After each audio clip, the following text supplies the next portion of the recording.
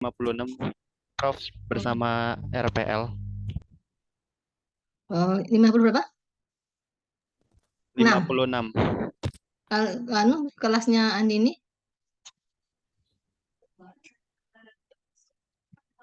ada 52 Prof.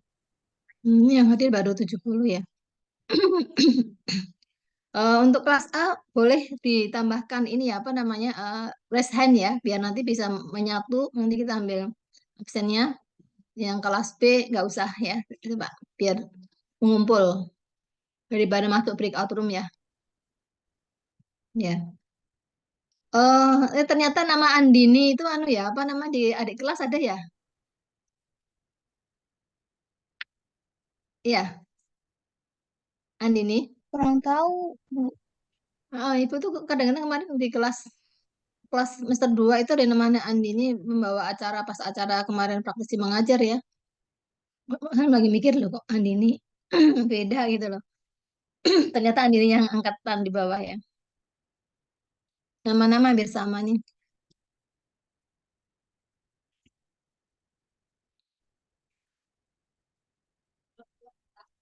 Prof, Baru mohon dua izin Prof puluh untuk enam menginformasikan Prof. ya. Jadi kemarin kan Yunus tidak ada di absen kelas B ya Prof. Ternyata Yunus dan Avanza itu mengisinya di kelas A. Oh, nggak kebalik malahan. Iya Oh iya, Prof, kelas A mereka yang hari berikutnya ya. Yang kelas A yang hari berikutnya hari Kamis ya. Iya, iya, iya. Ibu udah betul lihat, Prof. udah Ibu absen ya. Sama Avanza ya, Avanza sama Yunus ya. Iya betul Prof. Hmm. Iya, udah kemarin udah diinformasikan. Ini bagaimana sudah pada hadir nih pasti 80-an ya. Coba teman-temannya dipanggil.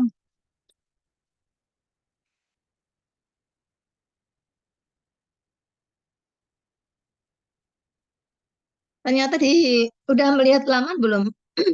Di laman sudah? Sudah lihat lamannya? Materi di LMS sudah lihat?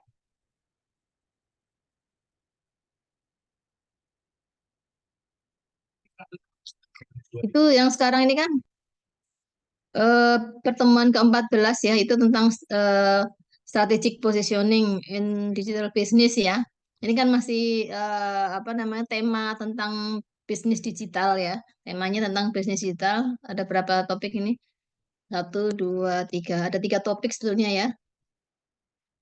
Yang pertama kemarin adalah digital innovation ya, and business model. Kemudian yang kedua strategic positioning in digital business, dan yang terakhir sebenarnya memahami lebih dalam tentang e-commerce market ya.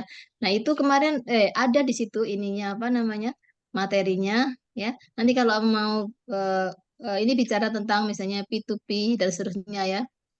Itu silakan membaca aja saja, tapi itu nggak begitu ini sih, nggak begitu banyak sih ininya apa namanya materinya itu,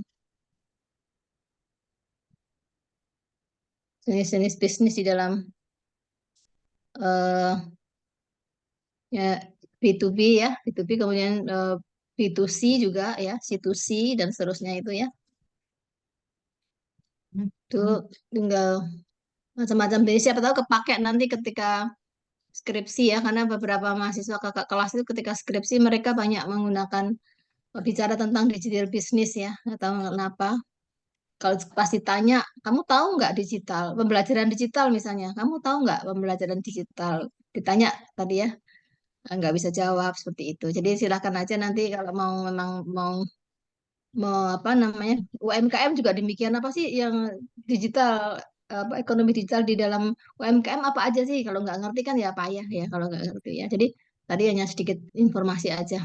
Nah, yang untuk malam ini kita akan bicara tentang apa namanya, positioning ya, strategic position di dalam digital business ya. Itu sebenarnya ada sudah sebagian yang berkaitan dengan rantai nilai itu sudah pernah dibicarakan waktu nilai-nilai ya, value chain, value shop dan sebagainya itu ya. Ini yang penekanan di sini sebenarnya temanya dikit ya, cuman nanti dalam pengembangan atau mungkin kita juga sudah pernah tahu ketika belajar apa ya. Tapi kita nggak dapat ekonomi industri sekarang ya.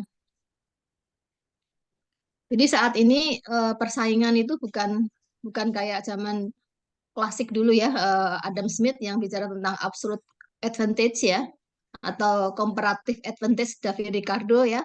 Tapi kita sekarang udah masuk ke kompetitif ya, competitive advantage. Nanti kita akan gali lebih lanjut kita seharusnya bagaimana. Oh ya, untuk informasi kita penting sekali ya belajar ekonomi digital.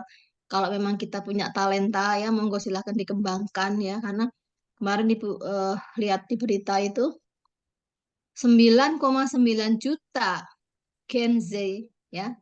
9,9 juta Gen Z itu menganggur, nggak sekolah, nggak bekerja lah. Kok begitu kata penjelasan si orang BPS atau orang pemerintahan gitu bilang katanya, Gen Z ini milih-milih katanya. Ya enggak lah. Orang pengen kerja milih-milih gimana sih? Ya, jadi monggo silakan kalau nanti misalnya belum bekerja ya, itu siapa tahu talentanya keluar ya untuk melakukan apa namanya wirausaha ya. Sekarang kan karena menggunakan jadi trik-trik seperti apa yang harus kita lakukan itu kita belajar sedikit di sini. Baik, ini sudah ada sebentar lagi 100 ya. Ini 92. Kita ambil gambarnya aja. Ada yang mau masuk lagi nggak?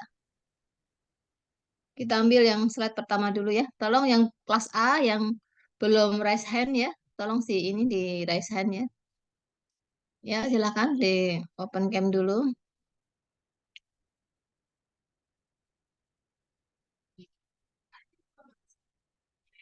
Ini angkatan semester 4 berarti nanti minggu depan apa semester depan itu PMDN ya. Sudah tertarik apa enggak PMMDN? Sudah diinformasikan oleh Korprodi belum yang untuk semester depan?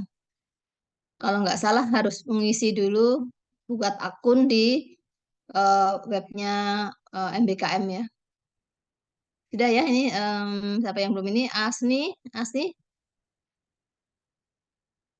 ada yang gelap Ani terus ada kemana nih kok gelap sekali Mbak? Lampunya nyalain dong, nggak kelihatan. Hmm. Lampu mati ya Mbak? Ani terus ada lampu. Memang laptopnya gelap. Oh gitu, iya. Audia, Syafira, Litva, Audia. Untuk gambarnya orangnya nggak ada, nggak kelihatan nih. Duta Ramadan,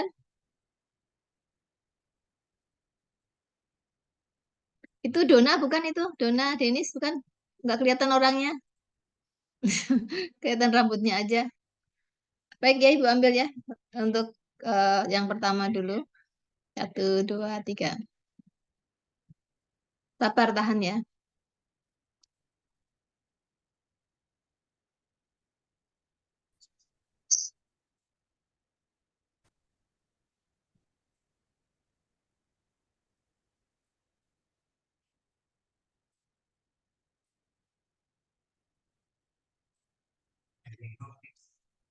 Yang kedua,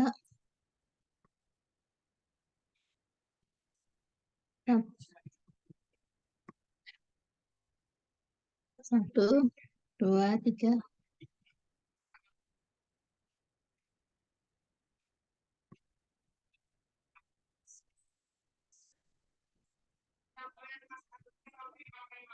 Yang ketiga,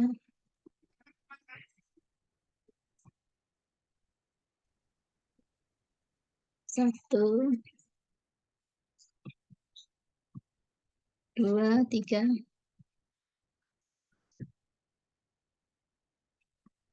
Moga-moga nggak berubah ya posisi.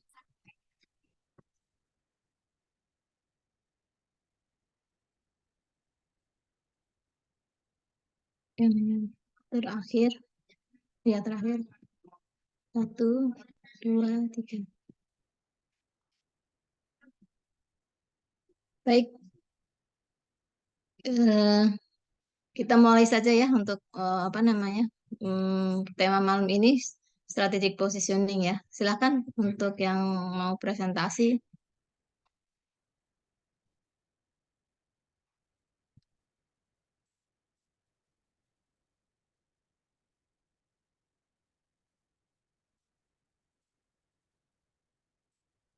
Siapa yang presentasi? Untuk Yang presentasi dari kelompok 8, Prof, kalau di kelas B. 08. Yang kelas A apa? Sama? Kelompok Ibu mau lihat 7, Prof. pengembangannya. Hah? Kelompok Ibu mau 7. lihat pengembangannya ya. Coba. Mau A dulu apa B dulu? Silakan.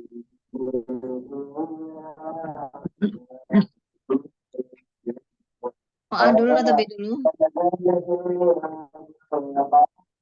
Ini tadi yang belum masuk siapa ini? Sekarang udah 98 ya. Terakhir berapa sih ini?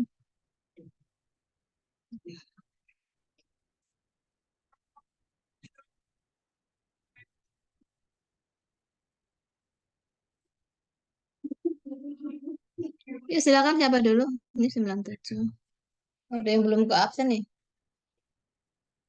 Nanti Ibu kirim gambar ke sini tolong Sultan dan Andini ya. Nanti dicek ini ada satu yang belum masuk ini.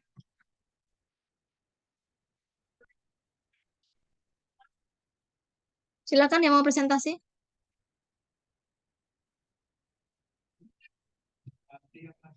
Kita nanti yang kelas yang berikutnya hanya bicara tentang yang pengembangannya ya. Atau mungkin contohnya gitu ya. Silakan.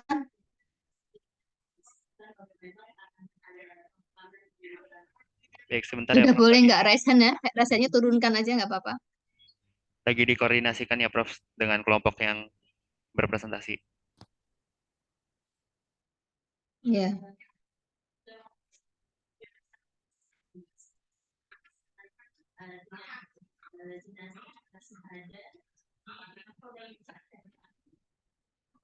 Ya, yang baru masuk terakhir siapa? Yang baru masuk terakhir siapa? Tapi ini sekarang ini ada yang keluar masuk nggak ini? Kayaknya ada yang keluar masuk tadi 97 98 97 98. Mungkin tadi nggak tercover ya satu lagi. Nggak tahu siapa nih. Alisa udah dari tadi apa barusan? Sudah dari tadi, Prof. Oh, berarti udah Sudah. tercover. Nih yang ada satu yang belum tercover ininya apa namanya gambarnya. Soalnya ini di data Ibu 97 aja, satu lagi belum. Nanti Ibu kirim ya Sultan dan Andini ya. Nanti cek siapa yang belum ada. Yuk silakan.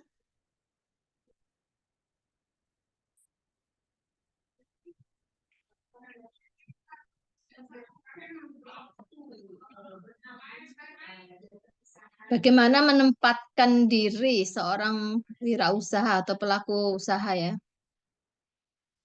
Ini Reza, coba Reza Kurniawan Ibu lihat ya.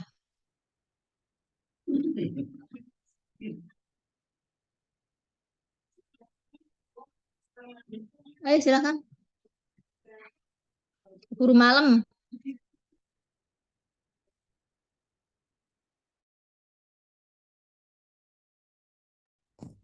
Sebentar ya, Prof. Sepertinya ada kendala untuk yang share screen. Untuk kelompok sudah siap.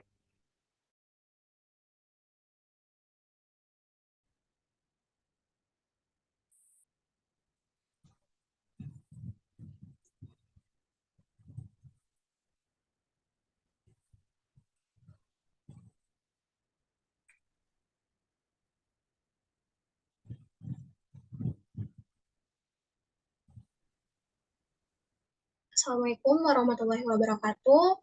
Perkenalkan, kami dari kelompok 7. Sebelumnya yang terhormat kepada Profesor Dr. Sri Indah Nityasari SMSI dan teman-teman semua yang saya banggakan.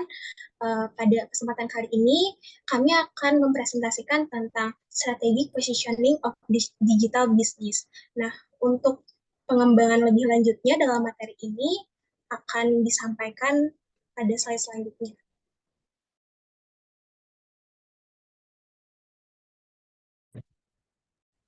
Nah, ini beberapa anggota kelompok 7, ada Amirah, ada Azahra, ada Dona Denise, ada saya sendiri, Gina Fauzia Swenda, dan Tasawa. Untuk selanjutnya, boleh dijelaskan kepada rekan saya. Ada digital disruption. Kata disruption ini berarti pengganggu atau pengacau. Jadi secara bebas, arti kata dari digital disruption adalah suatu sesuatu yang datang setelah era digital serta mengganggu kestabilan bisnis yang tidak menggunakan internet dan teknologi digital sebagai nilai tambahnya. Istilah digital disruption ini selanjutnya bisa dimaknai sebagai perubahan yang timbul karena teknologi digital dan model bisnis digital yang berimbas pada naik turunnya nilai bisnis dari sebuah jasa atau barang yang telah ada sebelumnya. Boleh di next. Nah, digital disruption ini sudah ada ya pada saat ini. Contohnya di Alibaba Group, retailer terbesar tidak memiliki inventory. Facebook, pemilik konten media tidak menciptakan konten. Security One, bank dengan pertumbuhan tercepat tidak memiliki actual money. TripAdvisor, perusahaan travel terbesar tidak memiliki inventory. YouTube, penyimpan rekaman streaming TV terbesar tidak memiliki storage. Kemudian ada Skype, perusahaan telepon terbesar tidak memiliki infra telekomunikasi. Uber, perusahaan taksi terbesar tidak memiliki armada. Netflix, rumah film terbesar tidak memiliki bioskop. Airbnb, penyedia akomodasi terbesar tidak memiliki properti. Google Plus, vendor software terbesar tidak membuat aplikasi. Next slide akan dilanjutkan oleh rekan saya.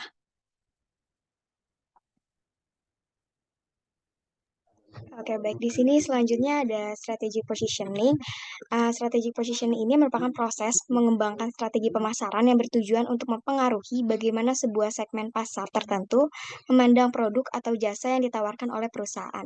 Dalam konteks bisnis digital, positioning strategis ini memungkinkan perusahaan untuk memposisikan diri secara efektif di pasar digital, membedakan diri dari kompetitor, dan menciptakan kesan yang unik dan berbeda di benak pelanggan. Boleh di next slide? Di sini ada penentuan jadi strategic positioning ini penentuan posisi strategis yang mencerminkan pilihan yang dibuat oleh perusahaan tentang jenis nilai yang akan diciptakannya dan bagaimana nilai itu akan diciptakan secara berbeda dari para pesaing. Misalnya di sini ada gambar yang differentiation competitive advantage. Perusahaan yang berusaha menjadi segalanya bagi semua pelanggan bisa saja terjebak di tengah-tengah sebuah kesalahan strategis yang disebut oleh Michelle Porter sebagai the kiss of death. Maksudnya tahu Mbak, ini Mbak. Sebentar, jangan di next dulu. Nih, strategic positioning, posisi yang strategis itu seperti apa? Ya, jangan sampai seperti yang disebutkan menjadi the kiss of death ya. Jadi apa namanya? Dia dia sebagai perusahaan pengen semuanya memuaskan pelanggan. Pokoknya semua nggak bisa begitu. Kita harus menentukan sendiri apa yang sebaiknya bagi kita. Kita tidak bisa melayani semua pelanggan kan gitu ya. Gitu ya. Jadi apa yang mesti dilakukan oleh perusahaan atau mungkin bagi kita nanti mungkin ya sebagai mahasiswa sebagai startup misal atau apa ya sebagai mungkin reseller atau apalah gitu ya. Apa yang seharusnya itu coba dilihat yang sebelah kanan itu ya. Itu tadi depan Ibu udah bilang bahwa zaman dulu, zaman klasik itu ada absolute advantage ya. Apa namanya? Advantage apa? Keunggulan absolut ya. Kemudian ada David Ricardo masih klasik ya, itu ada komparatif ya. Tahu kan ya, masih ingat ya di dalam teori-teori ekonomi internasional saat ini ya, mungkin Pak Diki atau Bu Verlita. Yang ngajar siapa? Pak Diki, Prof. Pak Diki ya. Jadi apa namanya berkaitan dengan keunggulan-keunggulan ya zaman klasik itu zaman dulu ya, tahun abad ke-18 itu ya. Absolute advantage, paham ya, harus paham ya apa itu namanya. Mereka melakukan perdagangan dalam hal ini perdagangan internasional kalau negara itu mempunyai keunggulan yang absolut ya. Keunggulan absolut pasti udah tahu lah diajarkan teorinya itu. Kemudian yang satu lagi adalah komparatif. Selama berpuluh-puluh tahun ya, bahkan abad gitu ya, itu masih berlaku. Ada yang absolut, ada yang komparatif ya. Tetapi saat ini itu sudah nggak berlaku lagi. Sekarang namanya kompetitif ya. Competitive advantage sekarang. Beda ya. Apa itu competitive advantage ya? Itu coba lihat tuh. Di situ ada yang disebut dengan lower cost, biaya rendah. Ya. Ada diferensiasi. Kalau kita punya diferensiasi, unik barang kita, ya, itu kita bisa memasang dengan harga tinggi. Paham nggak? Nggak dapat mahasiswa sekarang nggak dapat ekonomi industri ya. Jadi apa namanya? Apa sih diferensiasi itu apa? Jadi barangnya harus unik atau yang kita jual, yang kita ya kita pasarkan ya kita jual itu harus unik barangnya. Kalau kita unik ya, maka itu bisa bisa dengan harga tinggi. Nah, para perusahaan-perusahaan besar itu dia melakukan strategi diferensiasi. Apa itu? Jadi tidak hanya satu satu barang, tetapi bisa bermacam-macam merek ya. Seperti misalnya, coba jangan jangan jangan Unilever deh, yang itu yang apa? Yang Jawa Timur itu apa namanya? Yang mie sedap tuh siapa? Perusahaannya namanya apa? Wing ya, Wing. Wings, Wings. Karena nggak dapat ekonomi industri, jadi nggak diminta mencari perusahaan yang mempunyai apa namanya barang-barang ya yang sama, tetapi produknya yang berbeda ya. Jadi Wing itu mempunyai banyak apa namanya misalnya sabun ya, sabun. Ada sabun colek, ada sabun apa ya, ada yang tahu? Sebab ibu kok kadang-kadang nggak pernah ngelihat ininya ya, apa? Softenernya misalnya ya, sabunnya itu Attack ya, sabunnya Attack. Attack-nya sendiri, merek Attack sendiri kan, Attack itu paling mahal ya. Dia mengeluarkan banyak banyak apa namanya, banyak diferensiasi, banyak ditambahi apa, tambah apa, sehingga harganya mahal kan gitu ya. Tapi ada versi murahnya, namanya apa itu yang warnanya pink itu, ya atau yang tengah-tengah tuh yang awal muncul. Nah, itu adalah strategi mereka supaya apa? Menjaring ya, menjaring konsumen ya, yang apa ya? Yang bukan merek ya, karena orang-orang itu menggunakan entek katanya itu, tapi emang ibu nggak pernah ngerendam sih, jadi nggak gini ya. Kalau zaman dulu emang suka ngerendam, sekarang nggak pernah ngerendam, langsung langsung dicuci kering ya. Kadang model mesin cuci itu nggak bau, direndam semalam itu nggak bau etek ya. Tapi kalau yang sabun lain katanya, bahkan Rinso itu ya katanya berbau kalau direndam. Nah, memanfaatkan orang-orang yang berpikir begitu, si Wing ini ya, itu mengembangkan, mendiferensiasi produk merek Attack itu dari 3 kalau nggak salah. Selain pilihan bukan rasa apa namanya, pilihan aroma ya, yang model yang paling mahal itu nggak tahu kenapa mahal, ibu juga nggak ngerti, yang sama-sama sabunnya. Yang menengah itu yang awal muncul itu yang tengah-tengah itu. Dan ini ada versi versi murahnya. Ada versi murahnya yang 2 kilo harganya mungkin belasan atau sekitar 20-an lah gitu ya. Seperti itu. Itu tujuannya apa? Untuk meraih pangsa pasar yang sebesar-besarnya. Nah, itu adalah strategi apa namanya diferensiasi. Nah, itu dia kalau diferensiasi, dia yang tinggi tadi dia bisa masang harga tinggi gitu. Atau atau kalau dia yang berkaitan dengan keunggulan kompetitif tadi, ini kompetitif dengan pesaing ya. Itu dia harus menurunkan biaya. Bagaimana menurunkan biaya supaya harganya itu murah? Karena orang konsumen itu akan melihat melihat membeli barang itu yang murah. Apalagi di posisi konsumen Indonesia ya, yaitu yang belum mempunyai pendapatan yang tinggi seperti Eropa Barat ya, seperti itu. Jadi masih memikirkan tentang biaya. Makanya pintar sekali si Ewing itu mendiferensiasikan barangnya ya dari 3 kelompok, dari yang untuk golongan apa namanya yang punya penghasilan tinggi, yang menengah, dan yang harganya versi murah ya. Jadi ini betul kata si apa namanya Michael Porter ini ya. Jadi penentuan posisi strategis mencerminkan pilihan yang dibuat perusahaan tentang jenis nilai yang akan diciptakan dan bagaimana nilai itu akan diciptakan secara berbeda dari para pesaing. Dia akan pertama dia meraih pangsa pasar supaya pendapatnya banyak. Kedua dia harus beda dengan ada pesaingnya. Pertama kali muncul kan Rinso nih. Ya Rinso itu dulu bla bla bla pokoknya banyak ya. Yang orang banyak Rinso zaman dulu. Terus ada saingnya Soclean ya. Kemudian muncul Attack ya. Nah Attack ini ternyata banyak menarik. Karena dengan nggak tahu siapa yang menyebarkan katanya tidak kalau diredam tidak bau seperti itu. Nah memanfaatkan isu-isu yang seperti itu, nah Attack supaya dia tetap kompetitif ya itu, dan meraih meraih apa namanya meraih meraih pangsa pasar yang banyak, dia melakukan diferensiasi. Jadi dia bisa memasang harga tinggi untuk apa barang yang tadi mahal tadi, ya. Jadi nanti kalau misalnya mahasiswa mau melakukan usaha begitu seperti itu, ya. Sekarang ini modelnya bukan komparatif atau absolute advantage ya, tetapi sudah competitive advantage, ya. Gitu ya. Kenal kan Michael Porter, kenal ya? Kenal nggak, di manajemen itu ada kan? Iya, Prof. Ya, kalau Alisa sih pelaku ya, Michael Porter. Baik, kita lanjut ya. Jadi posisinya kita di mana kita harus tentukan di awal ya. Silahkan lanjutkan. Oke, di sini selanjutnya ada menemukan keunggulan kompetitif. Tadi seperti yang sudah dijelaskan sama Prof. Jadi peran ahli strategi adalah untuk merekayasa kinerja yang unggul dalam industri tertentu untuk meningkatkan profitabilitas, yaitu dengan memiliki keunggulan kompetitif. Keunggulan kompetitif merupakan suatu nilai tambah yang dapat menarik perhatian konsumen. Jadi ada dua strategi. Ada cost leadership, yaitu meningkatkan keunggulan usaha dengan menerapkan harga yang terjangkau tanpa mengurangi kualitas produknya. Terus juga bisa dengan diferensiasi, jadi memberi karakteristik unik pada produk agar terlihat lebih menarik dari pesaing. Unik ya, unik itu tunggal ya. Jangan unik itu kayak apa itu? Ya memang artinya sama ya, barang-barang handicraft itu yang unik ya, di Bali misalnya ya. Unik itu nggak ada saingannya, unik namanya unik ya. Tuh sendirilah gitu ya, unik ya. Satu, uni, dari kata uni ya, unik.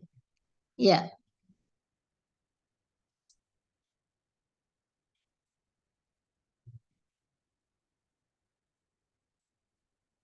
Baik, selanjutnya di sini ada contoh pilihan nilai, the value chain. Alih strategi bertujuan menggeser harga relatif atau biaya relatif untuk kepentingan perusahaan untuk mencapai keunggulan kompetitif. Tapi bagaimana caranya? Dengan membuat pilihan tentang ratusan aktivitas yang dilakukan perusahaan saat mereka bersaing. Selanjutnya ada model rantai. Nilai tersebut dikembangkan oleh Rantai nilai Mbak, value chain Oh itu ya, rantai nilai. model Model rantai nilai tersebut rantai nilai tersebut dikembangkan oleh Michael Porter dan digunakan di seluruh dunia selama hampir 30 tahun. Rantai nilai adalah alat yang ampuh untuk memisahkan perusahaan ke dalam aktivitas yang relevan secara strategis untuk fokus pada sumber keunggulan kompetitif, yaitu aktivitas spesifik yang menghasilkan harga yang lebih tinggi atau biaya yang lebih rendah. Rantai nilai perusahaan biasanya merupakan bagian dari sistem nilai yang lebih besar yang mencakup perusahaan baik di hulu atau pemasok, atau hilir, atau saluran distribusi, atau keduanya. Perspektif tentang bagaimana nilai diciptakan memaksa manajer untuk mempertimbangkan dan melihat setiap aktivitas tidak hanya sebagai biaya, tetapi sebagai langkah yang harus menambahkan beberapa peningkatan nilai pada produk atau layanan jadi.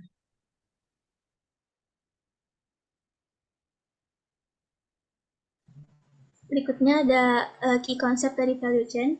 Aktivitasnya itu rantai nilai adalah aktivitas yang terlibat dalam memberikan nilai kepada pelanggan. Lalu ada competitive advantage, aktivitas dan keseluruhan rantai nilai di mana aktivitas tertanam adalah unit dasar keunggulan kompetitif.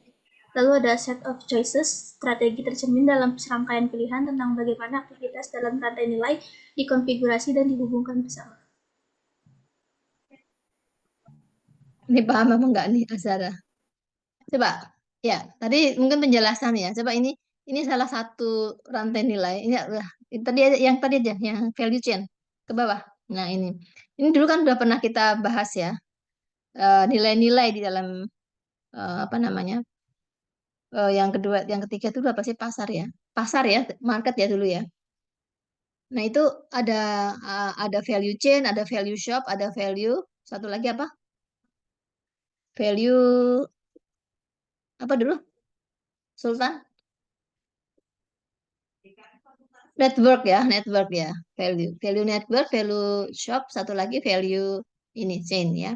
Jadi paling tidak value chain ini seperti ini, tiga-tiganya sama ya. Jadi ada fasilitas atau yang disebut dengan pendukung ya, istilahnya apa sih? Aktivitas pendukung sama aktivitas utama, main atau primary activities ya. Antara masing-masing rantai itu berbeda ya. Sorry, masing-masing nilai itu berbeda. Itu apakah rantai nilai ataukah rantai toko? Nilai toko, satu lagi adalah nilai jaringan ya. Nilai-nilai itu berbeda ininya, primary atau main activitiesnya ya. Yang sama itu adalah yang pendukung. Itu ada infrastruktur perusahaan, kemudian manajemen sumber daya, kemudian ada teknologinya, dan satu lagi adalah pengadaan, ya, procurement atau pengadaan. Itu sama pendukungnya, rata-rata sama seperti itu ya. Cuman yang main activitiesnya atau primary activitiesnya yang berbeda. Nah, ini yang value chain seperti ini ya. Jadi ada inbound logistik ya, ada operation ya, ada outbound logistik, ada marketing and sales ya, dan satu lagi ada after sales service ya. Services ya. Jadi ini dulu sudah pernah juga dibahas ya. Contohnya misalnya apa saja sih inbound logistik itu ya. Nah, ini masing-masing apa ya? Masing-masing aktivitas aktivitas bisa contohkan bisa nggak Azara apa kira-kira apa bisnis apa atau usaha apa coba sebutkan dulu masing-masing sebutkan dulu kelompoknya coba boleh nggak hanya Azara yang satu kelompoknya apa usaha bidang apa bebas aja bebas ayo sebutkan aja nggak apa-apa bebas aja nggak usah ini kan cuma teorinya aja tapi kita akan coba praktek seperti apa rantai nilai di usaha yang disebutkan halo ini kelompoknya siapa aja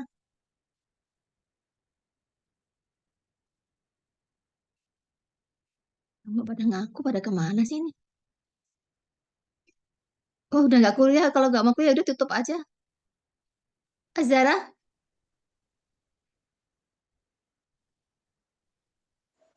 Usaha makanan mungkin, Bu.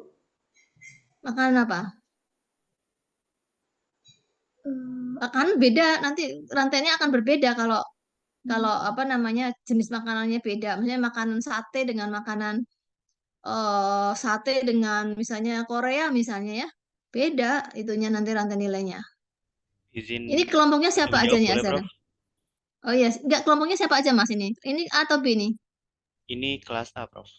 oh, kelas A Andi tolong ini siapa aja Azara nggak mau jawab nih ininya kelompoknya siapa aja nggak tahu tadi yang sudah presentasi siapa tadi yang pertama Mitfah Ada, ya Mitfah iya Ibu. yang Ilfah Azara siapa siapa lagi Yunta Salwa, Zara, Gina, sama Dona Ibu. nah kok pada nggak jawab gimana sih Mungkin di Dona bidang jasa, Ibu. bentar Dona satu lagi siapa Gina, Ibu. siapa Gina, Ibu. Hina ya Hina iya Hina ayo jawab dulu nih Kalau di bidang jasa bisa, Ibu. boleh silakan coba rantai nilainya bagaimana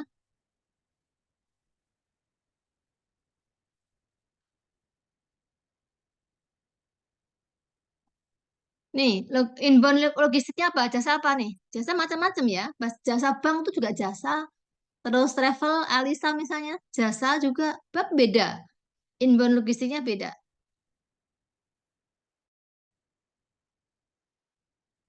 ya contohkan aja ibu nggak nanya ke semuanya ya cuma satu aja lagi inbound logistiknya apa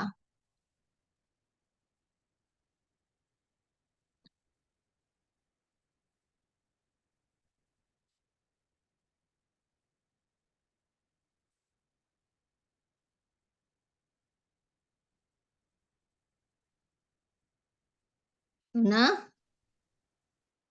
Em, Ibu gimana kalau misalnya kayak dalam penanganan materialnya atau barangnya pas baru masuk ke pabrik itu gimana cara barang tersebut. ini dulu apa jasa apa katanya jasa jasa apa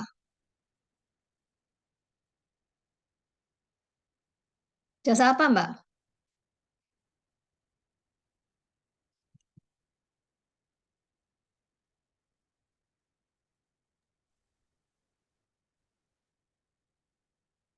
sebutkan aja bebas kok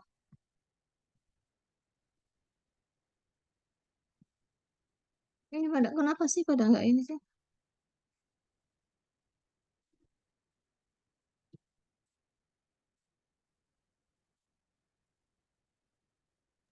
ke jasa transportasi, Bu.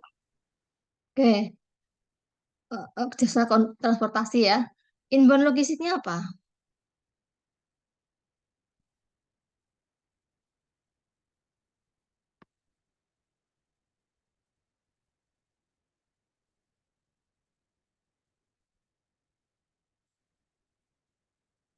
Apa saja? Mungkin kayak Logistik pengadaan. yang dalam. Itu pengadaan tuh procurement, Mbak.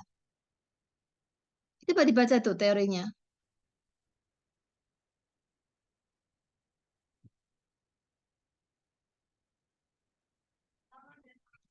Inbound logistik untuk customer akses apa? Apa yang di data collection, apalagi jasa ya. Transportasi apa? Ya udah kita dulu pendukungnya dulu. Procurement-nya apa? Kalau kalau tadi perusahaan jasa transportasi apa?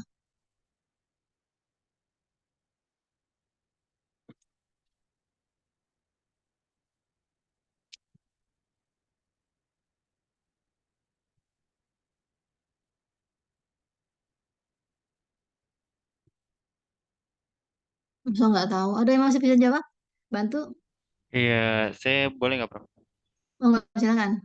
Baik, kalau menurut saya sih seperti tadi, Prof, yang perusahaan Wings. Nah, Mm-mm. dia kan inbound logistiknya itu penerimaan bahan baku. Misalnya dia mau buat sabun, bahan-bahan baku apa saja tuh yang masuk ke dalam logistiknya. Kemudian baru dia masuk ke operation. Operation ini kan bentuknya seperti pengolahan bahan baku tersebut untuk dijadikan sebuah produk, entah itu mie, sabun, dan lain sebagainya. Nah, kemudian outbound-nya itu logistik keluarnya, dia menyimpan produknya jadi gudang persediaan. Kemudian di tahap ini juga terdapat pengemasan produk, misalnya dikasih label atau rinso dikasih namanya rinso gitu, Prof. Jadi ada pengelolaan dan penjadwalan pengirimannya juga. Nah, kemudian di bagian marketing and sales-nya, dia ini melakukan penelitian pasar biar tahu kebutuhan di pasar tuh apa aja, kemudian kita naruh tempat sabunnya tuh di mana aja, kira-kira yang belum banyak ada produk tersebut di mana agar bisa didistribusikan. Kemudian di tahap marketing and sales ini juga melakukan kampanye untuk memasarkan dan biar orang-orang tuh banyak tahu produk kita tuh ada sabun, mie, dan lain sebagainya. Kemudian di bagian servisnya, nanti Wings ini melakukan pemasangan produk kan banyak tuh, Prof. Seperti iklan-iklan di TV, ada iklan Rinso, Just One, kemudian mie sedap, dan sebagainya. Itu dilakukan buat memberikan pelayanan kepada uh, yang ingin membeli produk tersebut. Kemudian pelayanan tersebut juga tidak hanya dengan iklan, tapi dengan quality controlnya. Jadi stabil. Nilai guna barangnya itu tidak menurun ataupun tidak menjadi jelek ke depannya seperti itu, Prof. Jadi dijaga kestabilan nilai produknya. Kira-kira Ya, seperti itu. ya. Sudah? Sudah, Prof. Ya, jadi termasuk itu after sales ya, termasuk. Tapi itu ada juga disebutkan ada complaint resolution ya. Jadi ada kalau ada yang komplain itu harus segera diselesaikan ya. Beberapa perusahaan tuh menargetkan, apalagi perusahaan jasa ya. Perusahaan jasa itu kalau dalam waktu yang cepat tidak langsung menanggapi, itu orang akan males karena itu cepat dari minta kan jasa kan ada istilah pembeli ada raja gitu ya. Itu betul kalau sudah nggak jasa itu kan berkaitan dengan bukan barang ya, tapi servis ya, servis. Jadi kalau misalnya nggak langsung ditanggapin, orang akan lari ke tempat lainnya gitu, barang yang jasa yang lain gitu. Jadi betul ya, ini Sultan mengambil dari incoming material storage ya Mas tadi bahan baku ya. Salah satu dari inbound logistik ya, kemudian operation itu mengolah gitu ya. Outbound logistik tadi termasuk pengemasan dan seterusnya ya, dan seterusnya tadi. Ya betul ya. Ada yang mau nyontohkan yang lain? Nah, kalau yang procurement-nya apa, Mas? Ada form infrastrukturnya gitu. Ini paham itu dulu udah kita diskusikan dulu ya. Jadi apa penjelasannya juga ada. Nanti kalau kurang jelas baca lagi ya. Siapa tahu berguna gitu loh ketika kita nanti misalnya buka usaha sendiri. Hal-hal yang seperti ini tuh harus dilakukan. Nggak bisa kita sembarangan kayak kemarin pas apa ya, kemarin tuh pas kita belajar tentang eh, bisnis model kanvas itu ya. Itu paling sederhana, itu rencana rencana bisnis yang paling sederhana ya. Jadi ada 7 kunci gitu ya, ada 7 kunci itu, tapi kan belum belum belum menjadi suatu usaha yang kompetitif. Nah, kalau yang mau kompetitif itu harus lebih jelimet, lebih lebih detail gitu ya. Ya, jadi nanti kalau misalnya siapa tahu ada yang berminat berbisnis, yang buka usaha, tolong yang step-step atau teori-teori tentang perusahaan bisnis digital ini diikuti gitu ya. Karena sekarang bukan bukan waktunya lagi kita asal jual ya. Kemarin ada yang jual apa ya, itu yang cilok atau apa sih dulu itu ya. Saingannya banyak itu Mbak, itu loh ya, kelompok itu ya. Banyak. Nah, apa uniknya misalnya? Kemarin merasa oh ini unik gitu. Padahal sebetulnya itu belum suatu yang unik ya. Unik itu bisa dikatakan unik dan tadi kompetitif kalau itu yang order banyak ya. Seperti itu ya. Ada di daerah Ibu tuh ada namanya bakso apa gitu ya. Ibu pernah yang parkir banyak ya, banyak atau mie gacoan misalnya. Kalau mie gacoan itu kompetitifnya apa? Dia harganya murah itu aja. Kalau Ibu lihat, rasanya sih enggak. Rasanya enggak. Beli lagi juga nggak mau ya. Tapi karena murah itu tadi, harga rendah kan gitu ya. Banyak orang yang kumpul-kumpul sama teman sambil makan mie seperti itu. Ya, coba kalau yang lain kemarin yang Ibu ceritakan ini bahasanya sebenarnya nggak enak. Tapi kenapa? Mungkin parkir ya, parkirnya luas dan murah, terutama murah ya, murah kayak yang murah ya. Bakso kan sekarang mahal-mahal tuh, minimum 30.000, tapi ini harganya kalau nggak salah 15 masihan, kalau nggak salah, parkirnya luas gitu ya. Jadi banyak orang yang beli seperti mie gacuan seperti itu. Ya, itu strategi apa namanya, kompetitif kompetitif advantage tadi ya, yang low cost-nya. Ya, bagaimana sudah menciptakan low cost itu gimana, seperti apa ya. Nah, kalau perusahaan-perusahaan agak gedean ya itu tadi diferensiasi gitu. Gitu ya. Kelompok Azara dan Gina serta siapa tadi? Dona, satu lagi siapa tadi? Mitfah ya. Ada yang mau disampaikan kelompok ini? Paham nggak? Paham, Prof. Paham nggak? Kalau ditanya nggak, kalau ditanya nggak pada jawab ini gimana? Paham yang lain? Paham, Prof. Coba kita sekarang dengar ini pengalaman teman-teman yang sudah kerja. Nah, Ansori ada nggak Ansori? Atau Alisa? Apa ya, Bu? Ansori, pernah berbisnis kan ya, Mas? Iya, Bu, pernah, Bu. Coba bisnisnya bidang apa? Waktu itu saya kuliner, Bu, masih makanan, Bu. Apa makanan apa? Oh, kalau saya makanan sehari-hari aja sih, Bu, sama cemilan gitu kan, buka warteg sama warkop, Bu. Warkop. Oh, punya warkop ya. Ya, Ininya sama banyak nggak? apanya, Bu? Apa pelanggannya? Naik turun, Bu.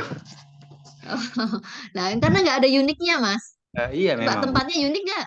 Oh, kalau tempat sih biasa aja sih ya, Bu, ya, kayak Oh lah biasa. iya. Jadi itu asal-asalan bisnisnya ya, nggak dibikin unik. Coba dekor yang unik, Mas. Dananya nggak ada, Bu. Iya, iya. Ya, nanti kalau punya dana ya, jadi unik tempatnya, unik rasanya gitu loh. Oh, ya. Beda dengan yang lain itu, namanya unik. Ya, itu tempat, rasa ya. Mungkin kayak coba pernah pernah makan ini nggak? Apa namanya, soto segar Boyolali, SSB, pernah? Belum, Yang Bu. ada di Rawamangun ya, Prof? Banyak, di mana-mana ada. Ya, di mana-mana ada Nah, yang itu saya uniknya apa coba? belum pernah, jadi mungkin murah ya kali ya, Prof, ya. Harganya ya 12.000 kan, mangkoknya kecil ya. Sebenarnya Tempatnya mahal juga bagi ya. bagi kalau dengan harga segitu ya, harga dengan mangkoknya kecil gitu ya, cuman suwir-suwir ayam sama soto seger itu maksudnya bening, soto bening ya. Jangan mengharap kenyang ya. Yang membuat kenyang itu apa? Banyak gorengan. Gorengannya banyak, lauknya. Dia side dish-nya banyak ya. Apanya? Emang side Ya, iya, dish-nya iya, iya, gorengan, sate-satean itu temennya sotonya itu loh yang banyak. side dish ya, Prof. Saya juga Ya. banyak ya, Prof. Dan ya cuma karena tempatnya nggak luas mungkin ya, jadi Nggak strategis kali ya. Satu lagi nggak? strategi sih lumayan, Prof, dekat kampus juga, dekat kampus, Oh, cuma karena kurang luas aja ya, Prof. Jadi kalau di warkop itu makannya nggak terlalu banyak, tapi nongkrongnya lama banget. Jadi beda kalau yang warteg. Warteg tuh flow-nya enak tuh, karena memang khusus buat makan aja, Prof. Kalau makanya kadang kita nyediain TV, nyediain wifi, memang itu jadi gitu, Prof. Jadi kopinya dinaikin harganya. Kalau misalnya di warteg itu sekitar 3.000 4.000. Kalau yang kopi saset, Prof, kalau untuk di warkop tuh sekitar 6.000 7.000, Prof. Gitu, Itu Prof. Jadi kita kemurahan naikin sebetulnya. harga aja. Ya memang, Kemurahan. Prof. Ya. Coba selain kopi ya, Jadi selain kopi ada lagi kemarin ibu baru minum itu di kafe.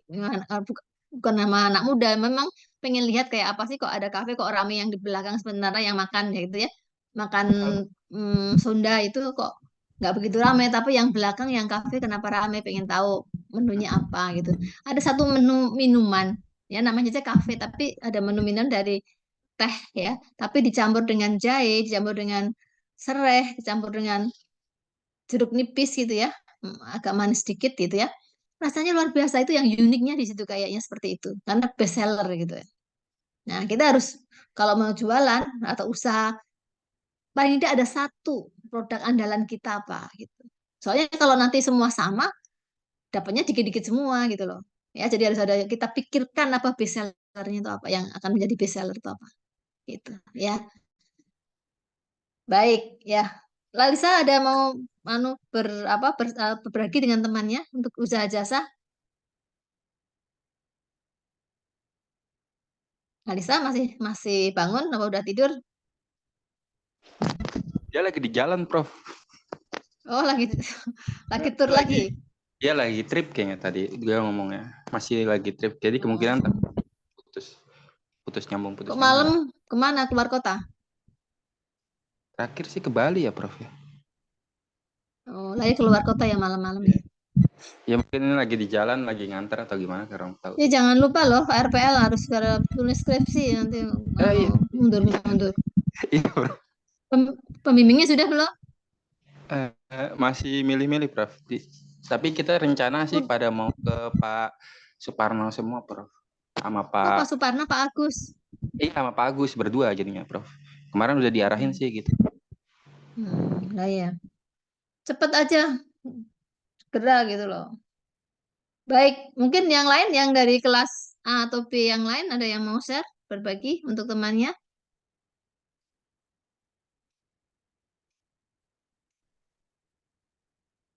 Ya udah kita lanjut ya. Yuk lanjut.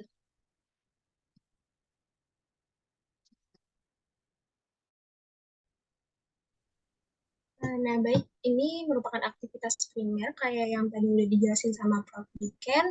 Jadi mencakup seluruh kegiatan yang tujuan utamanya itu untuk meningkatkan kualitas dan nilai dari produk atau layanan untuk pelanggan. Nah, hal ini itu bakal nunjukin keistimewaan dan meningkatkan keunggulan kompetitif di pasar. Sehingga kegiatan yang termasuk ke dalam kategori ini nanti sifatnya itu penting dalam menjalankan bisnis. Nah, ini beberapa aktivitasnya tadi juga udah dijelasin, ada inbound logistik, operation, outbound logistik, marketing and sales, sama after sale service. Tadi yang dijelaskan Sultan, contohnya tadi udah paham ya Mbak? Insya Allah udah, Bu. Yang untuk primary activitiesnya ya, kegiatan aktivitas. Tadi kan wing dengan apa tadi Mas produknya?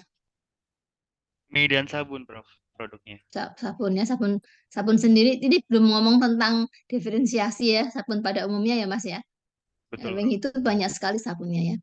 Ya, lanjut. Nah, untuk yang aktivitas pendukungnya merupakan ini aktivitas yang membantu operasional perusahaan secara keseluruhan dengan menyediakan infrastruktur sehingga aktivitas primer dapat berjalan secara keberlanjutan dan meningkatkan nilai produk atau layanan secara tidak langsung. Nah, di sini yang pertama itu ada firm infrastruktur.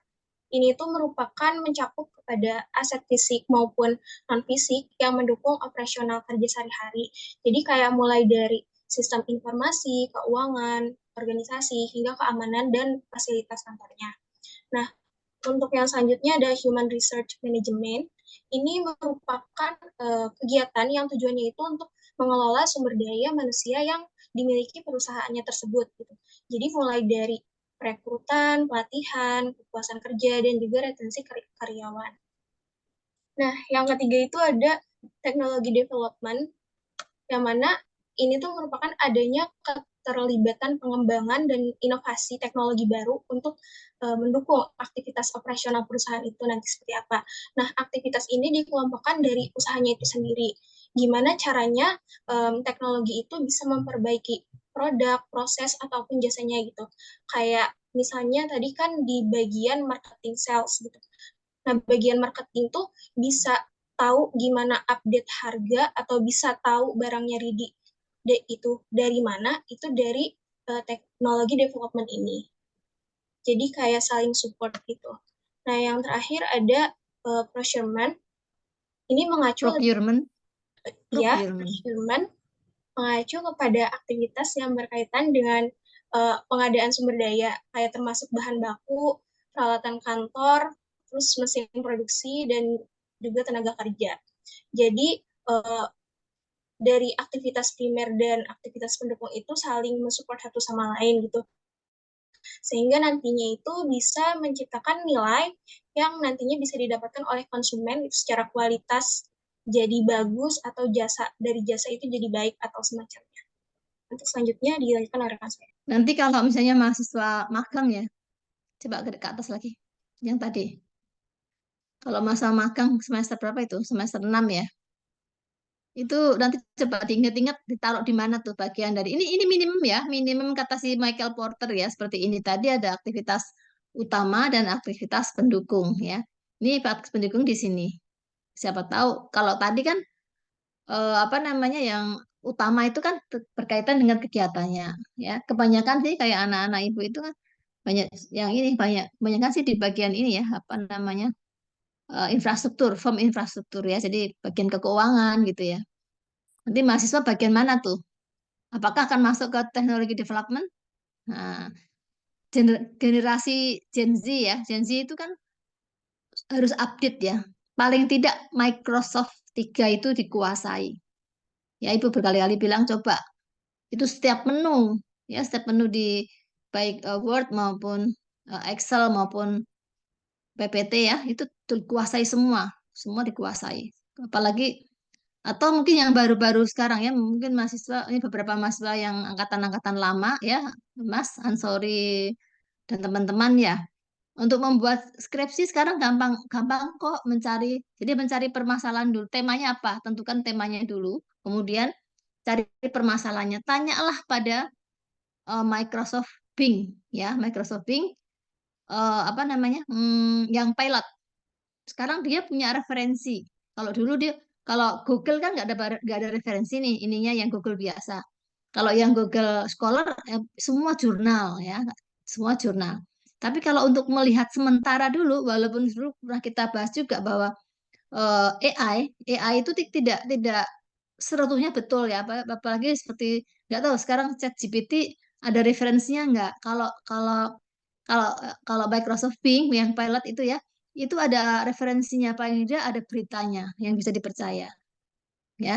Jadi untuk sementara itu bisa untuk sementara, tapi bukan untuk, karena yang untuk menjadi referensi itu adalah yang jurnal ya, kalau akademik ya, kalau ilmiah ya, kalau mahasiswa skripsi itu harus pakai jurnal. Memang ada, tapi untuk info sementara bolehlah kita bertanya kepada asisten kita ya, maksudnya dalam hal ini yang AI yang pilot itu ya, itu lumayan sumbernya apa, kita bisa telusur sumbernya ada. Ya, jadi itu mudah. Beberapa mahasiswa ibu kalau misalnya bingung cari judul, coba buka ini nih. Tanya apa? Yang temanya tentukan dulu temanya apa. Tema itu bukan judul ya, temanya dulu ya. Sorry dan kawan-kawan ini. Tema dulu baru kita tahu permasalahannya apa. Ketika kita meneliti itu yang penting harus muncul permasalahannya, karena di introduction itu ada latar belakang masalah ya. Jadi harus ada permasalahannya. Nah, itulah yang akan kita selesaikan. Ya. Sementara bisa tanya sama itu tadi AI ya, tetapi untuk yang ilmiahnya ya, yang benar apa enggak itu harus melalui jurnal. Jurnalnya yang jurnal yang terakreditasi bagus, misalnya punyanya Scopus ya, kemudian Scopus yang 1 2 gitu ya, atau Elsevier atau Springer ya, itu yang itu publisher-publisher yang bagus ya, biasanya sudah teruji, sudah di apa di review oleh para reviewer yang tidak asal-asalan gitu ya. Nah, itu boleh kita percaya. Ya, tapi kalau hanya mengandalkan ChatGPT aja, karena kita tahu kerja apa AI ya, dia hanya mengumpulkan informasi yang sudah pernah masuk, dia olah kayak manusia mengolah gitu ya. Tapi manusia nggak terbatas ya kemampuan dalam mengolah. Kalau AI itu kemampuan mengolahnya luar biasa. Asal ada informasi dia bisa gitu loh. Ya. Sudah pernah pakai Bing?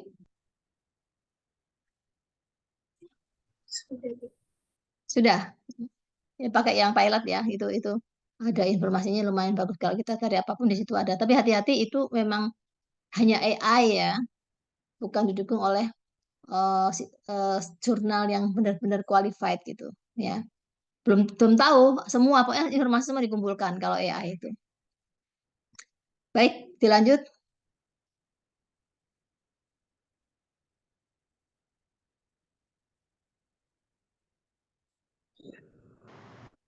Selanjutnya di sini ada digital disruption, business performance, sama strategic question. Oh ya, Mbak, sebentar. Itu pernah diinformasikan nggak sama siapa gitu, apa Bu Hasa atau siapa? Itu ada kompetisi di BI. Oh ya, di kelas ini ada yang kelas kelas semester 4 ini ada yang dapat beasiswa BI. Banyak yang dapat. Sultan dan Andini. Ada Atau banyak? Ada 1 Cuma dari 1. Arif Andi. bukan Bu, Ira. Oh, 1 tok. Kelas B Iya, 1 tok. Iya, cuman yang Kelas nyoba A? banyak. Hah? Enggak Bu, kelas A itu, kelas B nggak ada. Lah, kasihan banget sih. Ya, generasinya ya gimana sih? Itu kemarin angkatannya Ega tuh sekarang itu loh, apa kerja di BI loh. Apa tapi dia masih swakelola ya. Eh, tuh kok cuma 1. Ya, Soalnya sayang banget. banyak yang lolos di ini Bu, banyak yang lolos di angkatan 21 juga mungkin ya. Jadi kita yang 22 belum kebagian. 21 banyak yang lolos kok Bu. 21 kayak berapa orang? saya kurang tahu, kayaknya lebih dari 6 orang sih Prof. Oh, sedikit itu. Dulu Oh iya. angkatannya Ega itu banyak, itu angkatan 20. 20 juga dulu banyak loh itu. Ya sudahlah, enggak apa-apa. Karena sekarang orang tahu ya, jadi apa namanya, saingannya mungkin lebih ketat ya, kayak MS. Tapi MSIP kemarin bagus ya, kakak kelas itu angkatan 2021 40-an yang ikut MSIP ya, yang magang bersertifikat itu ya, yang dibayar oleh kementerian itu. Coba nanti angkatan ini, dan ada tawaran juga nanti semester 7 itu ada PKM yang kampus mengajar, jadi dibayar. Kan selama ini PKM kan nggak dibayar ya, tapi ada PKM yang kampus mengajar, tapi ngajarnya nggak harus SMA, ngajarnya bisa SD, bisa SMP, tapi di luar sana. Tapi nggak apa-apa untuk berlatih ya, itu seperti itu. Jadi banyak tawaran sebetulnya ya, untuk nambah uang saku lumayan dan pengalaman gitu ya. Ya udah, nanti harus pakai, jangan jangan jangan tidur terus, jangan nonton film terus ya, harus kita usaha. Tadi Ibu bilang paling tidak kita menguasai 3 tadi yang Microsoft itu tuh harus kita bisa kuasai. Coba dimulai dari Word dulu ya. Word itu apa, semua semua apa folder-foldernya itu dicek semua, dibuka semua, gimana caranya mengoperasikan sebagus mungkin gitu loh. Nanti terus PPT, kan nanti mahasiswa kalau magang itu sering banget diminta untuk menyelesaikan pekerjaan-pekerjaan, membuat presentasi, bla bla bla gitu ya. Itu harus luar biasa. Tadi ada mahasiswa skripsi ya, angkatan 2020 ya. Karena dia nggak ikut PPMDM ya. PPNDM kalau kalau nggak salah. Dia juga mungkin nggak ikut MSIP ya. Jadi bikin PPT-nya lemot, jelek banget, sampai ditanya sama pengujinya, kamu ini belajar apa kok udah mau lulus, sudah apa namanya, semester udah mau sudah sidang ya. Itu bikin PPT-nya jelek banget gitu loh. Padahal zaman sekarang itu loh, anak-anak Gen Z itu kan luar biasa semua. Masa dia ketinggalan zaman ya.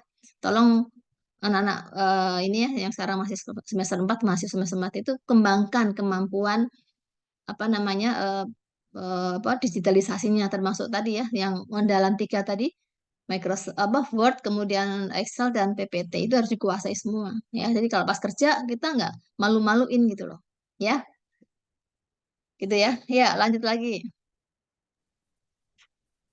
Yang pertama ada digital disruption. Ini merupakan perubahan signifikan dalam industri yang disebabkan oleh teknologi digital baru yang mengganggu model bisnis tradisional.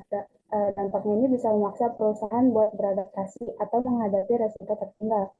Terus yang kedua ada business performance, di mana teknologi baru ini dapat meningkatkan efisien operasional, terus memperluas pasar, dan menciptakan produk atau layanan baru.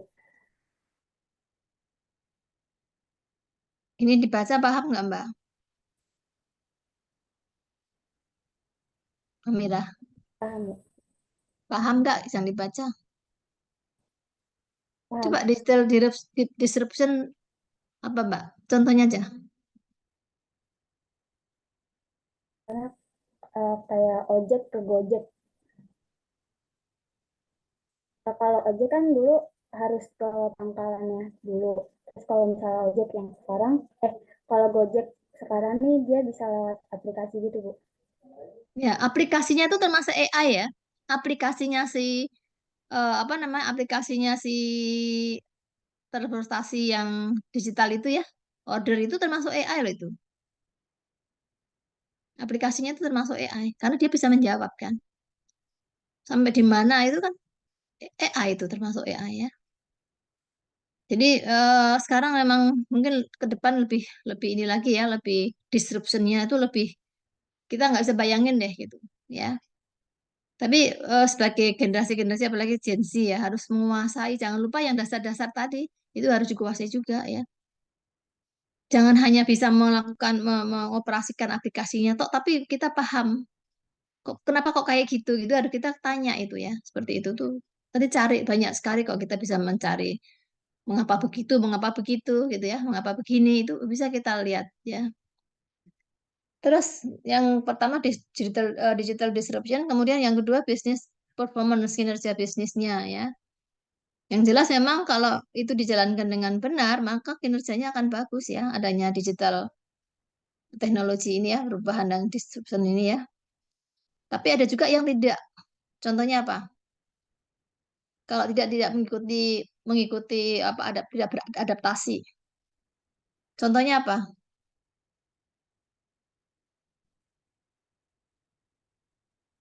Banyak sekali kemarin yang Indonesia ini, tapi tidak hanya melulu disruption di teknologi ya digital ya, tapi juga kebijakan politis juga ya. Kurang memagari apa namanya interestnya negara ya, bangsa, sehingga eh, perilaku bisnis untuk asing itu lebih diemaskan daripada anak emaskan dibandingkan yang dalam negeri ya, sehingga ini sekarang ini kayak mohon maaf aja ini yang dari Cina kan diutamakan nih ya, padahal mereka membawa tenaga kerja sendiri ya, sehingga tenaga kerja yang di dalam negeri itu banyak anak-anak kan lulusan memang bonus demografi, tetapi tetap aja kan mereka perlu pekerjaan ya. Ada FDI, tapi FDI-nya buat orang luar ya, terutama Cina itu kalau ada FDI membawa dana ke dalam negeri, tapi ternyata yang kerja mereka sendiri, orang mereka sendiri. Ya gimana bangsa Indonesia akan dapat pekerjaan kalau ada FDI? Harusnya FDI kan meningkatkan pertumbuhan ekonomi, tapi ini kan tidak ya. Ini yang lain gimana nih? Rifani masih ada? Masih, Prof. Ya. Jadi itu masalah-masalah yang kemarin Ibu prihatin banget ya. Apa namanya? 9,9 Gen Z itu sedang tidak sekolah dan sedang tidak bekerja. Itu terbuka loh itu. Pengangguran terbuka ya.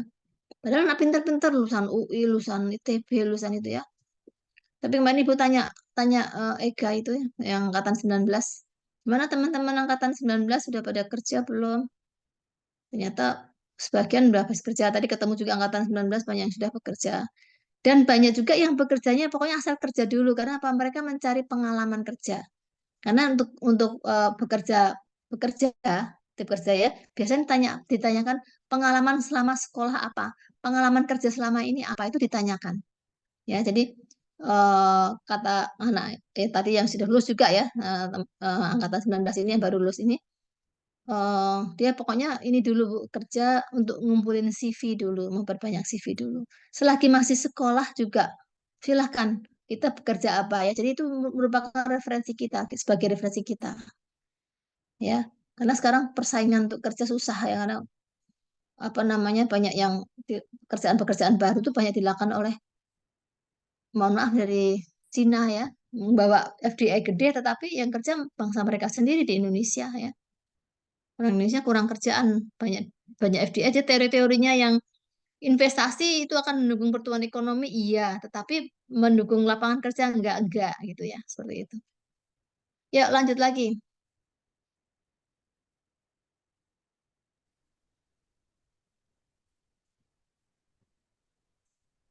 Nah, ini Contoh ya. ada 17 contoh pemosisian beberapa model bisnis dalam e-commerce B2B. Mbak, suaranya kok kurang jelas ya, Mbak? Ya, jadi ini ada 17 contoh pemosisian beberapa model bisnis dalam e-commerce B2B. Nah, jadi ada strategi terus sama area of business process. Jadi masing-masing strategi sama areanya ada empat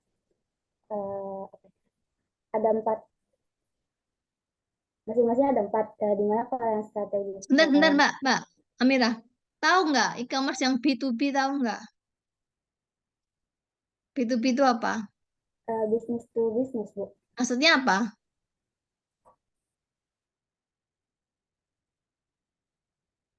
Ya, singkatannya business to business, yang seperti apa? Contohkan.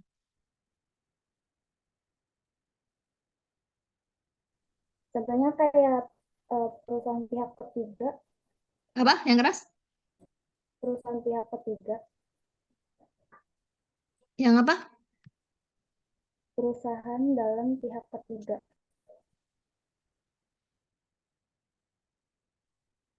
Coba dicontohkan. Ini kan ini ya, apa namanya? Teorinya ya. Coba dicontohkan. Contohkan ya, distributornya apa?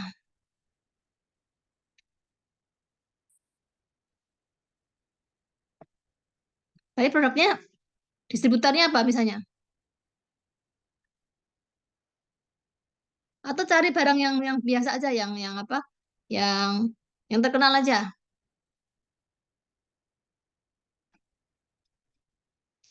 Perusahaan apa, produk yang terkenal apa? Yang biasa aja sehari-hari. Coba pegang salah satu.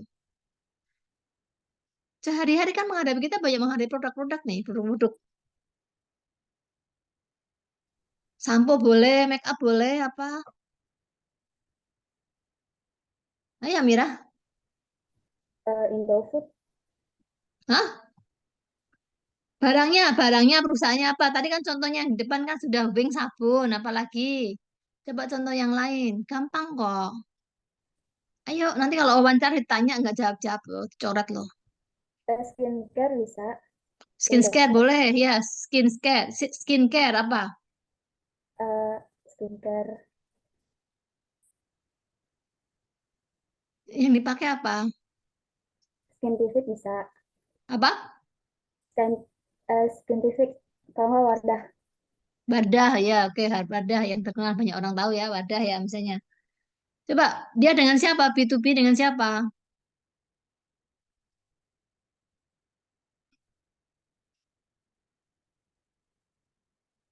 Distributor itu punyanya siapa? Kemarin udah kita pelajari itu. Distributor itu punya siapa? Berdiri sendiri atau masih punyanya perusahaan?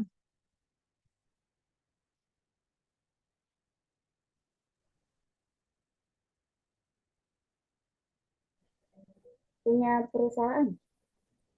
Punya perusahaan ya, distributornya ya. Jadi dia bagian dari supply chain ya. Ya, apa ini? Sell side provider ya. Jadi contohnya Wardah apa? Dia punya apa? Distributor dia namanya apa? Ada nggak? Kalau misalnya Honda deh, Honda ya. Honda lah yang terkenal itu. Lebih jelas ya, lebih kita. Honda punya punya apa namanya sell side providernya apa yang menjual langsung distributor dia namanya apa? Honda Motor?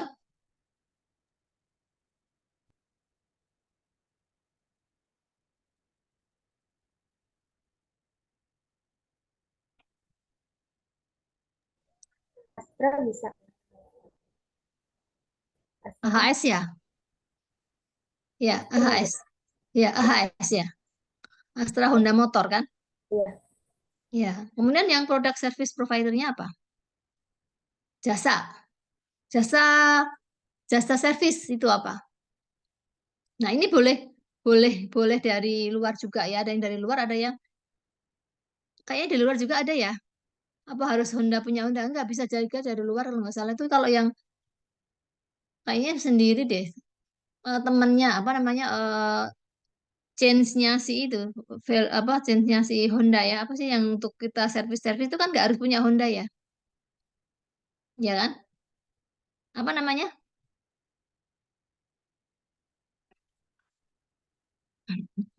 aduh nggak ada yang pada kuliah nih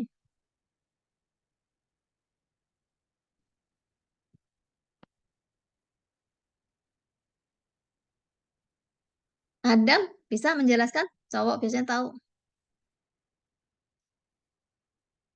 yang servisnya Honda apa namanya Mas coba salah satu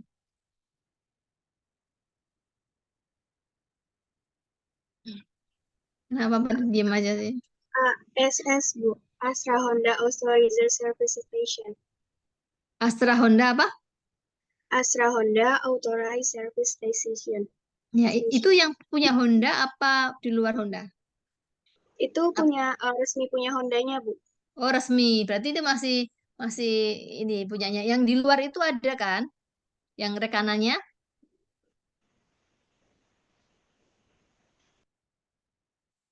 ada nggak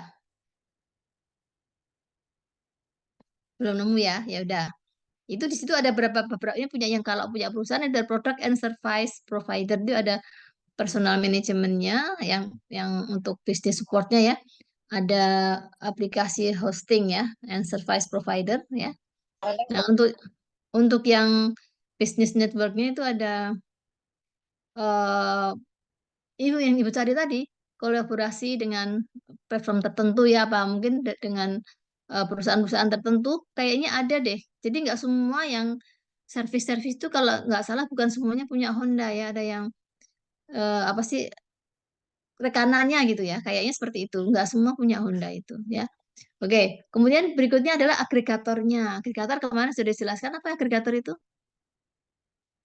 agregator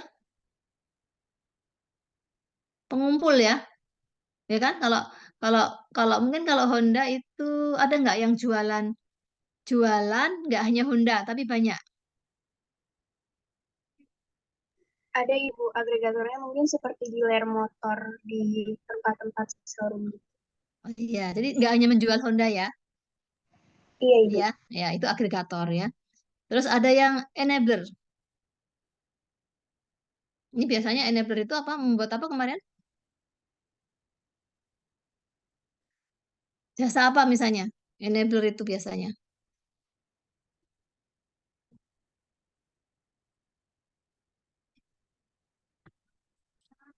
coba kalau dia biasanya jasa apa biasanya membuatkan web ya dia menciptakan itu kalau kalau kalau apa namanya kalau digital ya kalau digitalisasi e-commerce ya tapi kalau yang Honda apa enabler itu misalnya apa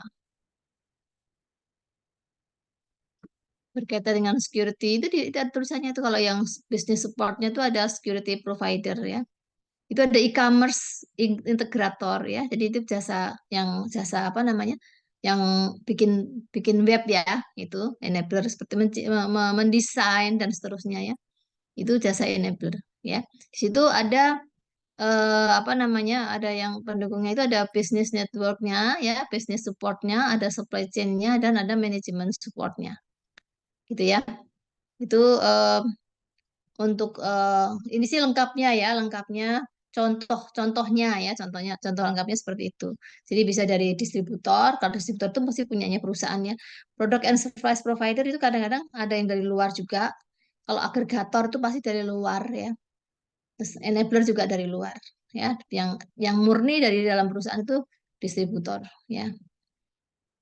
Baik, ada lagi yang mau dijelaskan?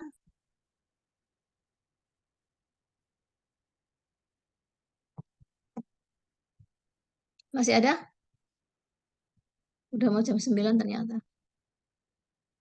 Ya, oh, sudah. Baik, itu sebelum kita apa namanya selesaikan hari ini, coba turunkan dulu sebentar. Ibu mau share sebentar.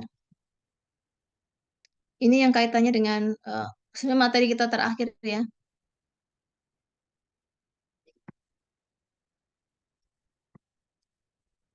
Sudah terlihat? Sudah, Prof. Ya, kita lihat. Ini judulnya yang belajar mendalam tentang lebih dalam tentang ini ya, tentang e-commerce ya, digital marketing. Coba ini nanti yang lain dibaca aja sendiri. Itu di laman ada ya. Ini tipe-tipe e-commerce ya. Tadi yang sudah disebutkan tadi business to business ya. Sebuah e-commerce yang menyediakan produk yang dibutuhkan oleh perusahaan lain. Jadi perusahaan dan perusahaan. Jadi konsumernya adalah perusahaan. Beda lagi kedua, business to consumers. Ini perusahaan dengan konsumen langsung. Kalau tadi yang pertama, konsumennya adalah perusahaan. Yang ketiga, consumer to consumer. Jadi ini ada dua ya, yang satu berkaitan dengan marketplace, yang satu lagi diklasifikasikan. Kita lihat coba. Ada marketplace, konsumen bertindak sebagai penyedia barang yang dibutuhkan konsumen lain, seperti di Tokopedia ya. Kemudian diklasifikasikan ya, classified itu ya. Itu menyediakan platform yang memberi kebebasan penjual dan pembeli untuk bertransaksi langsung seperti itu ya, Kaskus dan seterusnya. Ya, ini marketplace ini. Kemudian ada consumer to business, dibalik tadi ke business ke consumer, ini consumer ke bisnis ya. Model C2B adalah transaksi yang dilakukan oleh konsumen untuk menjual produk atau layanan kepada perusahaan, jadi perorangan ke perusahaan. Dalam model ini, sebuah situs mengizinkan seorang mengekspos produk atau layanan yang mereka tawarkan. Ya. Kemudian yang berikutnya, ini ada business to administration ya. Business to business to government administration itu pemerintahan ya, atau business to government. Ya, jenis e-commerce yang menjual produk atau jasa kepada lembaga pemerintah ya. Kemudian yang berikutnya ada consumer to administration dibaliknya. Jadi consumer kalau yang tadi kepada pemerintah sama-sama, tapi bisnis kalau sekarang perorangan ya. Consumer to administration atau consumer to government. Ini proses transaksi elektronik yang dilakukan oleh individu kepada lembaga, consumer to individu ya, kepada lembaga pemerintah. Ya, misalnya berkaitan dengan pembayaran pajak dan seterusnya. Iuran BPJS sekarang semua serba online ya. Seperti itu. Berikutnya ada online to offline ya. Model O2O adalah jenis bisnis baru di mana produsen menggunakan dua saluran sekaligus. Produsen menggunakan dua saluran sekaligus yaitu online maupun offline ya. Model O2O ini adalah strategi bisnis yang ditujukan untuk menarik konsumen online ke toko fisik ya. Konsumen akan melakukan pemesanan secara online kemudian melakukan pengambilan produk atau lain ke toko-toko yang dimaksud, yang ditunjuk ya. Ini seperti Gojek, Grab dan seterusnya. Ya ini nanti siapa tahu nanti kalau dibuat skripsi ya, jangan apa namanya, jangan nggak bisa jawab ya. Tadi ditanyakan oleh Pak Dianta ya, ngomong tentang media digital apa, Indonesia pembelajaran tahu nggak bisa jawab, nggak tahu memang karena mungkin nggak bisa jawab atau memang nggak tahu gitu ya. Jangan sampai seperti itu ya. Nanti dibaca saja ini ya. Karena sudah malam kita nggak bisa mengembangkan ya contoh-contoh untuk ini. Tadi ada sedikit contoh, moga-moga bisa dipahami ya. Kalau yang mendengarkan, kalau nggak mendengarkan mungkin udah tidur ya. Ada pertanyaan? Mahasiswa Gen Z ini harus semangat ya, jangan apa namanya, jangan nggak ada perhatian kepada apa namanya, nggak apa ya, nggak aware dengan yang lain gitu loh. Ya ini coba udah ditutup semua, yang masih ada hanya sebagian aja nih ya. Yang lain sudah nggak tahu kemana. Baik, ini sudah jam berapa ini? Jam 9 kurang dikit. Ada pertanyaan sebelum kita akhiri? Jadi ini merupakan pertemuan terakhir ya. Jangan lupa proyeknya harus segera dikumpulkan ya, karena penilaiannya kapan terakhir? Akhir Juni, Bu. Nilai masuk Juni. Kenapa, Prof? Nilai terakhir kapan itu? Akhir Juni. Akhir Juni. Kita sudah pertemuan ke 15 kan ya? Kita pertemuan ke berapa, Sultan? Kita pertemuan ke-13 sekarang, Prof. Baru 13 ya? Betul, Prof. Termasuk UTS. Iya, sudah termasuk UTS karena kemarin kan seharusnya masih ada utang pertemuan satu lagi, Prof. Jadi seharusnya sekarang tuh udah pertemuan 14, tapi karena ada utang pertemuan satu, jadi kita masih di pertemuan 13. Itu ya. Jadi betul ya, itu apa materinya memang tinggal kurang satu lagi ya. Kirain udah terakhir ini. Jadi tadi ada satu materi itu tadi. Gimana? Cara mengakalinya gimana? Atau project aja ya, nggak sekelas tapi project aja yang tadi, yang terakhir tadi. Ya, coba contohkan apa namanya? Coba Ibu buka dulu ya, Ibu share dulu. Ini kan tentang beberapa apa namanya? Model-model bisnis ya.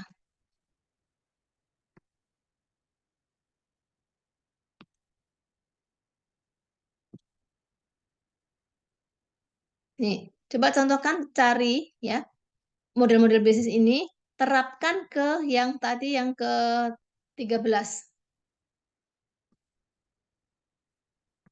Cari modelnya dulu. Tadi kan B2B contohnya ya. Contohnya kan B2B. Coba yang lain dengan barang yang berbeda, project juga, Mas, kelompok ya, nggak harus apa namanya, nggak harus satu-satu, tetapi kelompok aja. Ini contohnya.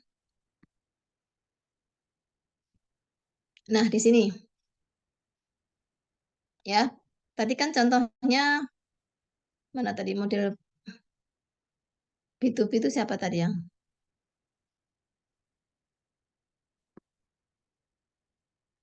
Nah, ini kan B2B nih, ya kan? B2B, coba cari yang lain. Nanti tolong masing-masing kelompok itu, masing-masing PJ itu dibagi ya, mau pakai yang mana dari model-model bisnis tadi, ya. Boleh B2B, tapi nama ininya disebutkan ya, apa namanya, jasa produknya, perusahaannya, dan mungkin mau barangnya juga silakan aja, ininya ya diisi. Yang sederhana aja nggak apa-apa. Ikuti ini juga nggak apa-apa. Ya, tadi Ibu tanya siapa tadi, Amirah atau siapa tadi?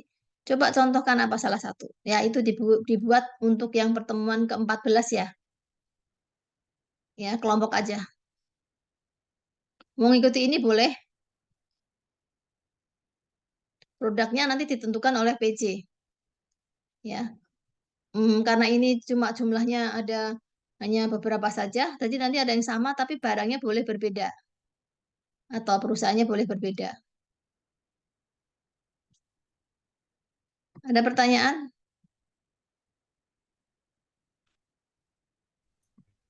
Prof, saya mau nanya, Prof. Ya. Untuk tugas ini tuh dikumpulkan dalam bentuk apa ya, Prof? Ya, di dalam bentuk itu apa namanya tadi seperti yang ada di situ. Oh, berarti bentuknya kayak PPT aja ya, Prof? Oh, PPT bukan PPT, kayak bisnis model canvas tuh loh, Mas. Jadi Oh, judulnya kayak contoh ini aja, ini yang ada yang yang. iya. Oke. Tapi nanti mungkin keterangan sedikit di bawahnya, kan itu kan nggak ada barangnya apa, nggak ada perusahaannya, nggak ada kan. Nanti disebutkan aja perusahaan. Gampang kok, tanya aja di Mbah Google banyak. Ya, tanya misalnya tadi misalnya Wadah misalnya ya, Wadah. Distributornya siapa sih? Itu supply chain-nya ya. Supply chain. Nggak harus penuh, kayak ini kan nggak penuh semua, ini contohnya. Kalau ada misalnya bisa ada bisa diisi bisnis network misalnya ya, di sini distributor sebagai bisnis networknya apa namanya, rantai jaringan nilai rantai ya. Misalnya seperti itu silahkan kalau ada ya. Nggak harus penuh semuanya ya. Tapi paling tidak ada lah gitu ya. Ya, jadi nanti disebutkan beri keterangan misalnya wadah itu punyanya siapa gitu. Apa wadah namanya? Kalau wadah sih cuman ini ya merek ya. Maksudnya dia nggak terkenal masing-masing gitu ya produknya. Terkenal nggak sih? Kayak bedaknya atau apanya gitu ya. Terkenal nggak? Kalau sabun kan yang terkenal produknya ya. Kita malah nggak tahu perusahaannya. Tapi kalau wadah itu nama perusahaannya yang terkenal ya. Produknya malah nggak terkenal, padahal macam-macam kan. Ya, jadi ada yang seperti yang terkenal produknya, ada yang terkenal perusahaannya ya. Silakan aja nanti, tapi makanya diberi keterangan di bawahnya supaya supaya paham. Nah, nama jenis bisnisnya apa? Misalnya B2B ya atau B2C, boleh silakan. Nanti dibagi aja sama PC-nya ya. Seperti itu. Ada 11 ya setiap kelas. Kelas B ada pertanyaan ini kelas B ya. Tadi kelas A. Kelas B bagaimana? Apakah sama? Ada tambahan? Siapa harusnya yang masuk kelas B?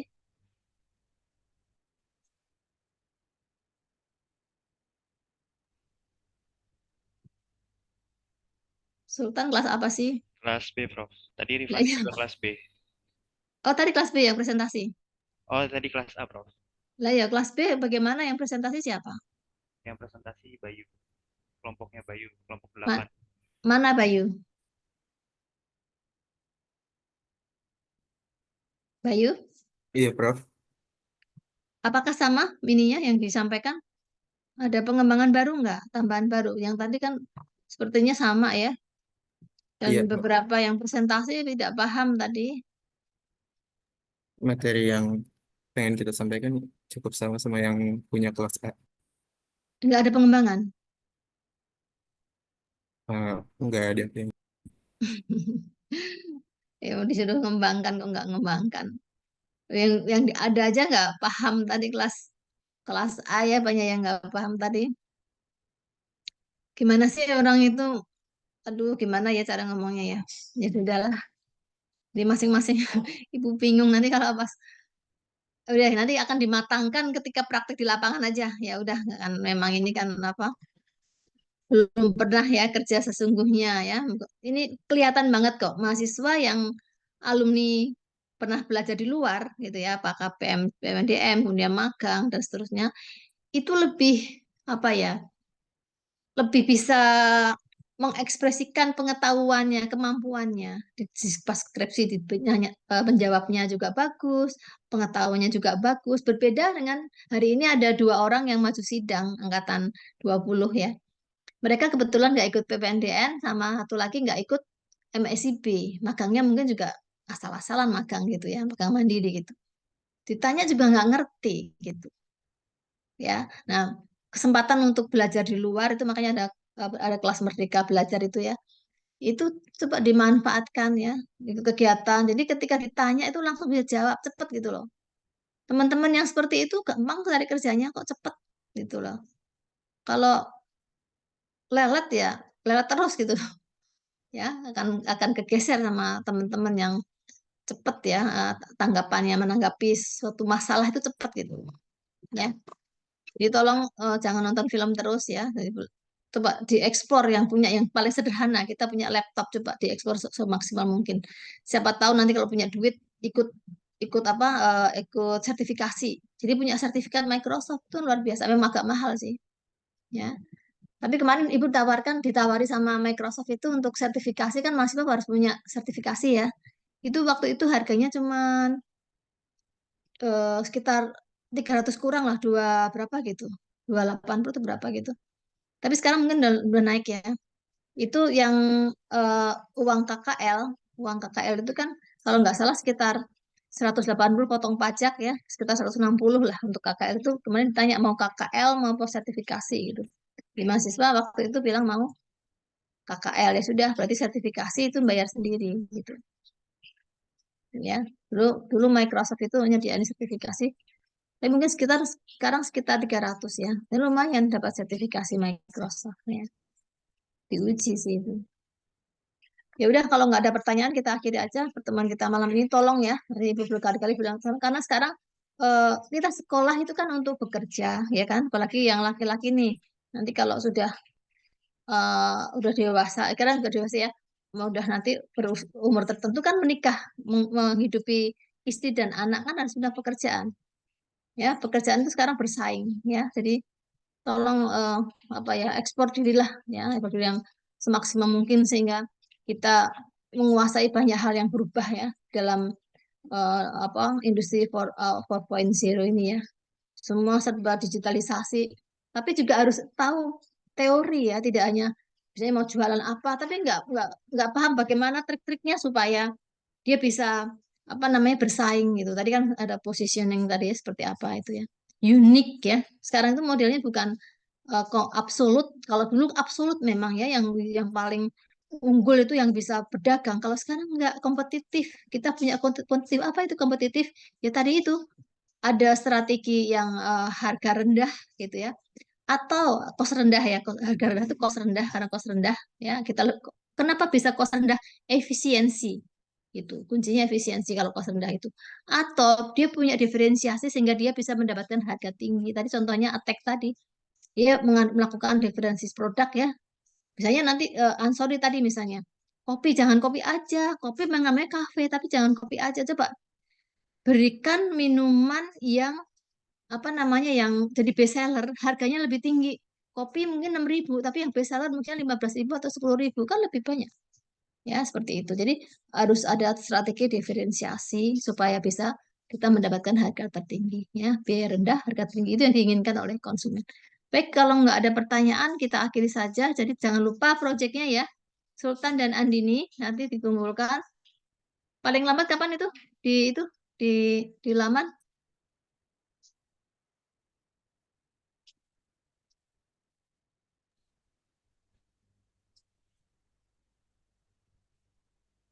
Kapan, Mas? Sebentar, Prof. Saya cek sebentar. Kalau di laman buat projectnya,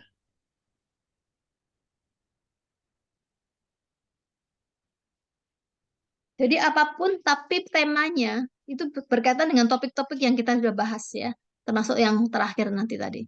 Silakan, banyak kok mau mengenai tentang introduction-nya di awal tentang perubahan teknologi ya, kemudian tentang teori-teori dasarnya, kemudian tentang marketnya atau tentang bisnis digitalnya, silakan aja. Ya, tapi tadi kan sudah banyak teori yang kita berikan ya tentang ekonomi digital ini. Silakan mau mengembangkan yang mana. Ibu tidak minta mahasiswa membahas tentang apa namanya tentang teori enggak, tapi prakteknya. Kayak tadi misalnya contohkan gitu ya tadi, contohkan coba bisnis apa misalnya apa namanya menggunakan posisi strategis tadi yang terakhir strategi bisnis tadi seperti itu yang punyanya Michael Porter tadi ya silakan itu membahas seperti itu jadi prakteknya jangan jangan teorinya dibaca gampang ya jadi prakteknya seperti apa boleh bisnis apa siapa tahu ada yang di antara mahasiswa yang punya ide apa namanya yang brilian misalnya ya akan menciptakan bukan menciptakan menggagas ide-ide bisnis misalnya tadi sebaiknya seperti apa gitu atau mencontoh aja model-model orang-orang yang sukses itu ya bisnis-bisnis yang sukses itu tapi diterapkan dengan produk atau ya produk yang kita akan rencanakan misalnya atau sudah orang lain sudah melakukan misalnya ya tapi itu yang betul-betul banyak di apa yang terkenal lah jangan hanya asal gitu ya karena nanti kalau kita unggah di YouTube itu kan akan dilihat orang ya bener nggak ini oh hanya sekedar ngomong misalnya kan malu ya seperti itu makanya kalau kita membuat seperti itu proyek mau dilihat orang itu yang unik ya unik itu penting unik itu beda dengan yang lain tapi berkualitas ya handicraft yang unik itu apa beda lain daripada yang lain ya berkualitas gak harus mahal gitu tuh ya itu yang disebut dengan unik ya ada pertanyaan untuk di laman terakhir masih tahun 2023, Prof. Belum diperbarui. Oh, belum diperbarui ya. Oh, ya udah nanti ditambahkan. Jadi kalau nggak salah nilai dibuka. Kalau PKL kemudian sidang skripsi itu masih Juli. Tapi kalau yang ini karena kita Juli itu sudah masuk ke ini baru ya, apa namanya? Tahun ajaran baru, kayaknya ya pertengahan Juni deh. Ya, jadi pertengahan Juni tolong sudah harus selesai. Dan Ibu harap nanti ada salah satu atau dua orang yang bantu Ibu untuk mengunggah ya. Kan nanti di akhir Juni itu kita ada akreditasi FIBA-A. Ada kelas ini yang diminta jadi ini apa? Diundang, dikumpulkan yang pintar bahasa Inggris siapa? Ya, Kelas ada ini yang Prof. siapa? Udah ada beberapa yang ditunjuk sama Agus. Prof. Agus untuk diminta jadi perwakilannya dia juga. Jadi tolong itu yang pintar-pintar bahasa Inggris itu Ibu kasih clue-nya ya, soalnya Ibu juga kan pernah meriksa juga country expert ya dari FIBA-A.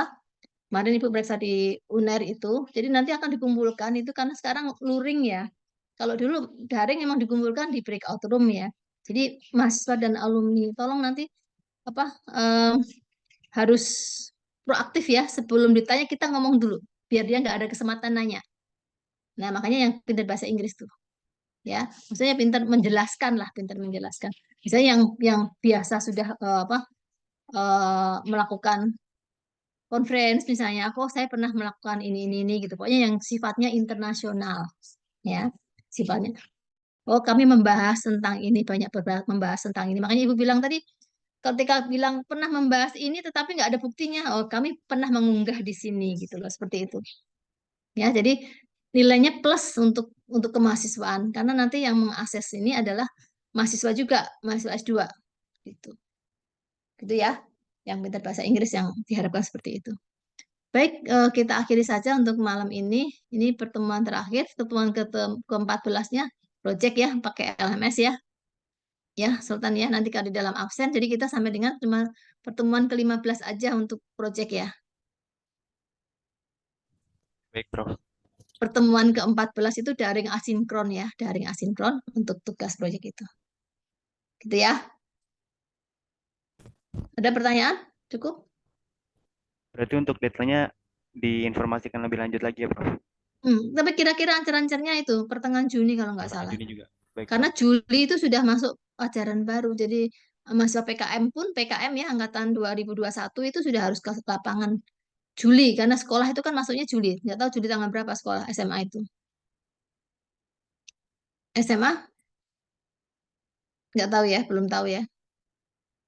Jadi anak-anak PKM itu sudah mulai ke lapangan itu sudah bulan Juli. Jadi kita mungkin Juni ya. Ya udah, kita akhiri saja. Terima kasih yang sudah hadir sampai malam ini. Kita lanjutkan. Sudah nggak ada lagi ya. Nggak ada lagi pertemuan untuk untuk ekonomi digital. Semoga bermanfaat ya. Ibu berharap membawa manfaat bagi semua ya. Jadi itu terutama dalam tadi mengatasi lapangan kerja itu loh. Ya, prihatin banget masuk 9,9 juta Gen Z itu nggak kerja, nggak sekolah, kasihan banget ya. Ya. Baik, kita akhiri saja. Terima kasih semuanya. Ibu Liv ya. Assalamualaikum warahmatullahi wabarakatuh. Waalaikumsalam. Terima kasih, Prof. Terima kasih, Prof. Terima kasih, Prof. Terima kasih, Prof.